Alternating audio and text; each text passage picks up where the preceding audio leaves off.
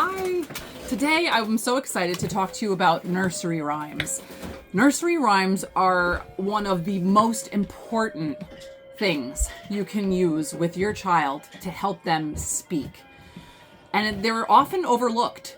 I took some notes because I read several studies by a man named Tony Steed, and he had some interesting information about nursery rhymes and learning nursery rhymes.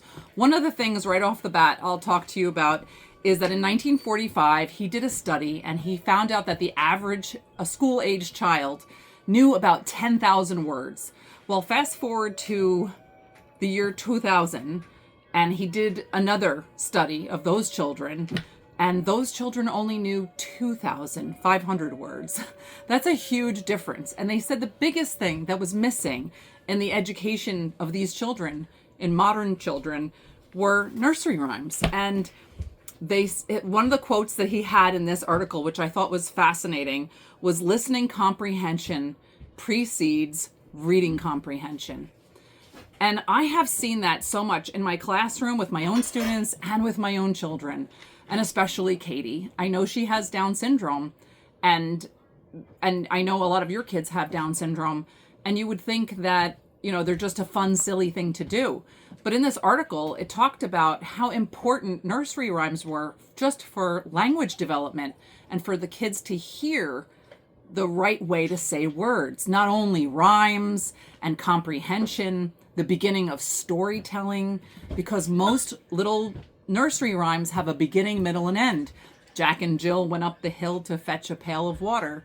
Jack fell down, broke his crown, and Jill came tumbling after. They learn vocabulary words like fetch. They're so rich in how they help your child cognitively, but most importantly, the listening skills. The listening skills they have to have in order to understand phonemes, which are just any sound word. Anytime a child learns, they need to listen to see how it sounds first.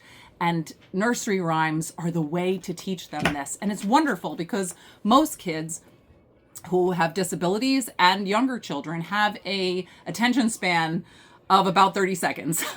And it's great because nursery rhymes are so short and quick. They're fun, they're engaging, they draw the attention of the child.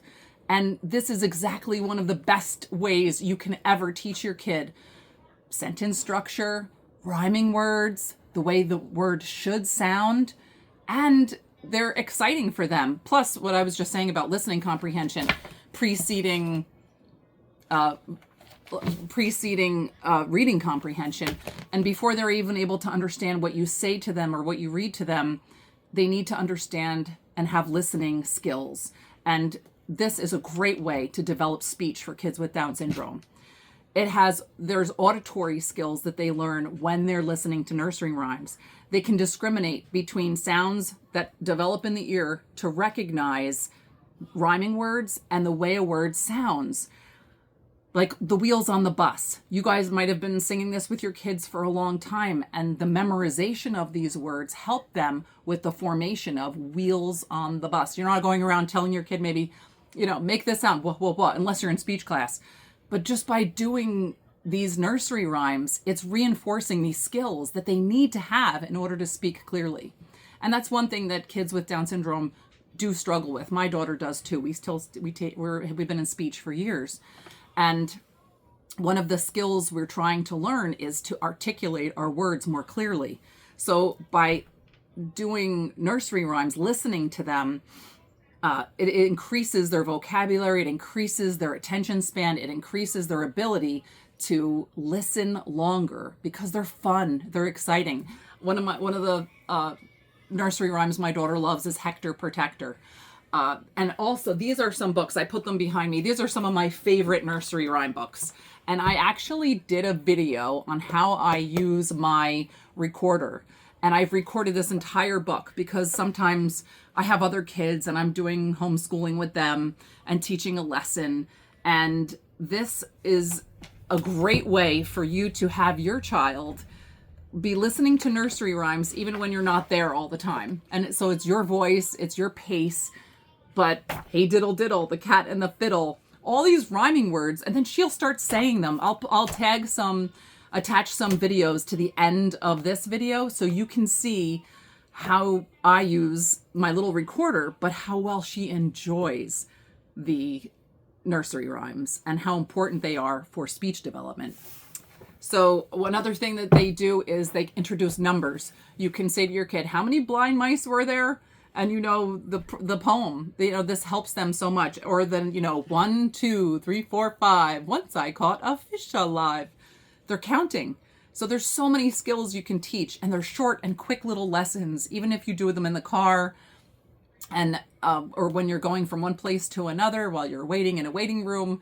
They're awesome little things to keep your kid busy, but it's educational too. I'm always trying to stick some educational little item in whenever I can to help my daughter.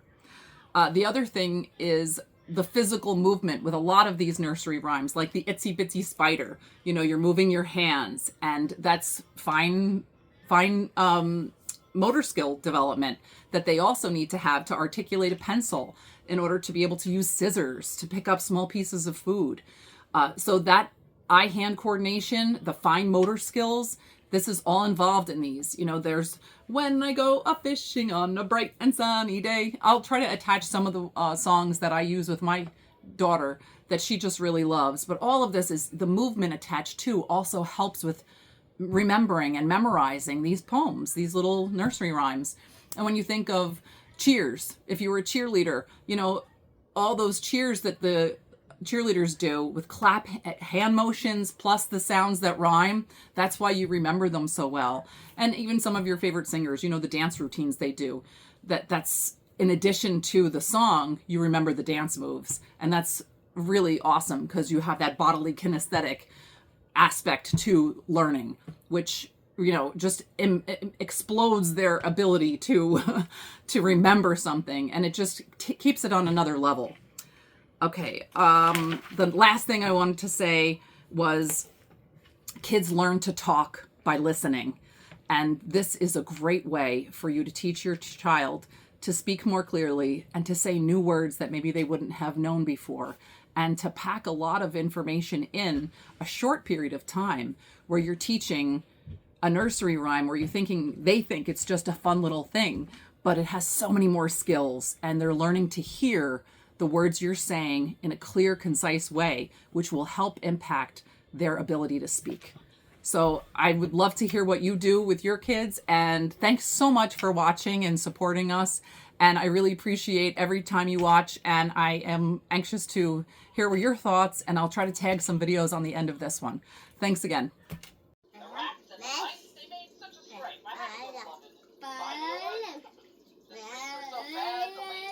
No. I was forced to bring my wife home in a wheelbarrow. The wheelbarrow broke. My wife had a fall. Down came the wheelbarrow, little wife and all. Oh no, she bumped her head right on the dirt.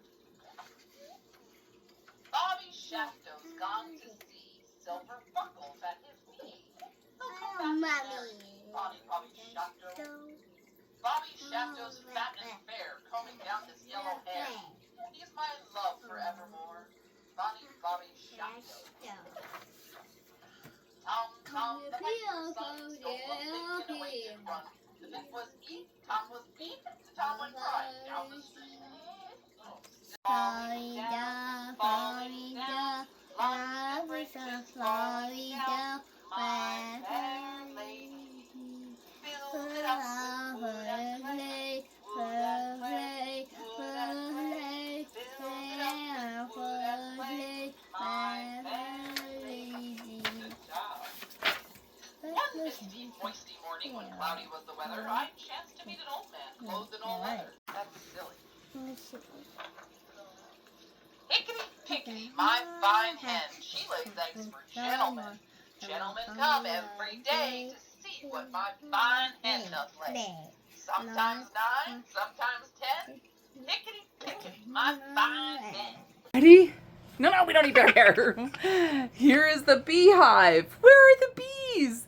They're hiding inside where nobody sees. Should we look in the hive? 1, 2, 3, 4, 5. Yay! And what's another one? We have... Cows. Well, I know which one we can do. We can do one that says, where's all the junk in our house? Why do we have so much junk? There we go. That's a good one. All right. Okay. The next one we're going to do is 5 little ducks went out one day over the woods and far away. Mother duck called, quack, quack, quack, quack, but only 4 little ducks came back. 4 little ducks went out one Day. over the hill and far away. Mother duck, Quack, quack, quack, quack. but only 3 little ducks came back. 3 little went out one Day. over the hill and far away. Mother duck called, Quack, quack, quack, quack. but only 2 little ducks came. back. 2 little ducks went out one day over the hill and far away. Mother duck called, Quack, quack, quack. but only 1 little duck came. back. Mother duck went out so sad one day Day. over the hill and far away. Mother duck called, Quack, quack, quack, quack, quack. And all the other little ducks came back. Yay! Good job. Finish it. Yeah. Let's try that one. Ready? The itsy bitsy spider climbed up the water spout. Down, Away and wash out. good. Up came the Shower. and dried up all the. But the itsy bitsy went up the spout. Yay! This one, it goes like this. Ready? Ooh. Mom doesn't know what I'm showing. Okay, ready? When I go a-fishing on a bright and sunny day, just to watch the fishy swimming up and down the bay, with their hands in their pockets and their pockets in their pants, and they all get together for the hoochie coochie dance. Yay! Yeah.